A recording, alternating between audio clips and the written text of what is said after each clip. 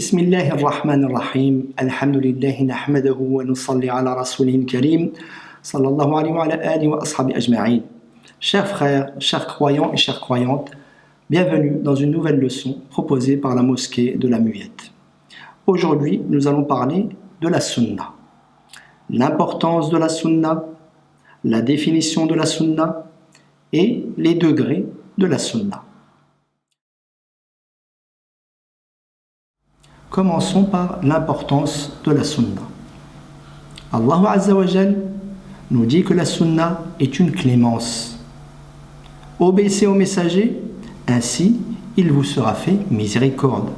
La sunna est une guidée. Obéissez au messager et vous serez guidés. Ou si vous lui obéissez, vous serez guidés. De même, son amour nous lie à lui. Allah nous dit, je ne vous en demande aucun salaire si ce n'est l'affection eut égard à nos liens. Et le fait de suivre le prophète, c'est une lumière. Allah nous dit dans le Saint-Coran, ô vous les gens, vous est venu un argument de la part de votre Seigneur et nous avons fait descendre sur vous une lumière évidente. Et la majorité des exégèses nous disent que cette lumière, c'est le prophète Mohammed sallallahu alayhi wa sallam. De même, la parole des savants est unanime. Il y a consensus sur le fait que la sunna est au même degré que le Saint-Coran. C'est la même révélation.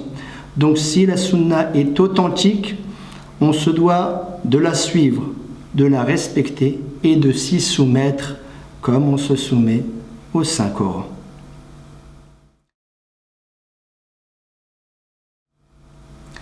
La définition de la sunna.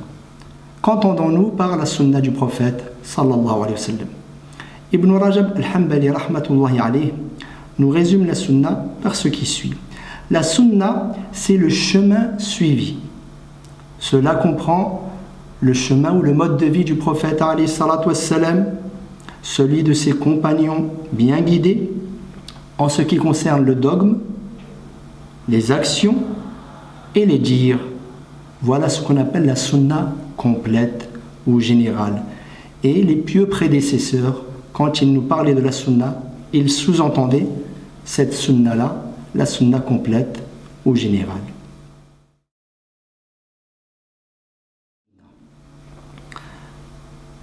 Le grand imam et juriste maliki nous dit, Abu Bakr ibn al-Arabi, le fait de lever les mains pour s'incliner dans la salat et lever les mains pour se mettre debout, c'est vrai, est une sunna qu'on ne peut mettre en doute, authentique, et on ne peut s'y détourner sauf chez nous. Regardez bien, il dit que chez eux, ils ne pratiquent pas cette sunna car elle n'est pas connue.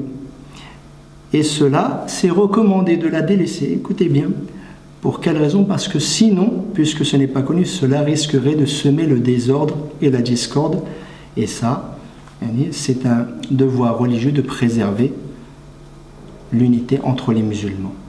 De même, Ibn Taymiyyah nous dit, et il est recommandé à l'homme d'avoir pour finalité de réunir les cœurs, même si pour cela, il doit délaisser quelques œuvres recommandées, surérogatoires, car l'intérêt de réunir le cœur est plus important que ces recommandations ou ces sunnas, même si bien sûr il n'y a aucune sunna qui est petite, mais on doit voir les finalités.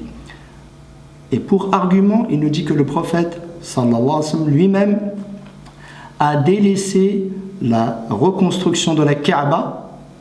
Il voulait la reconstruire sur les fondements de Ibrahim alayhi salam. Il l'a délaissé par peur de semer la discorde entre ses fidèles et entre son peuple. Et de même, Ibn Mas'ud a suivi le calife Uthman ibn Affan à Mina, qui au lieu de prier 2 unités de prière comme le prophète alayhi salatu salam le faisait en voyage pour Salat al-Asr, en a fait 4. Ibn Mas'ud a fait de même, alors qu'il savait très bien que la sunna c'était de faire 2 unités de prière, et il a dit la discorde est mauvaise. La discorde est mauvaise. وصلى الله على سيدنا محمد وعلى آله وأصحابه أجمعين. سبحان ربك رب العزة عما يصفون والسلام على المرسلين والحمد لله رب العالمين.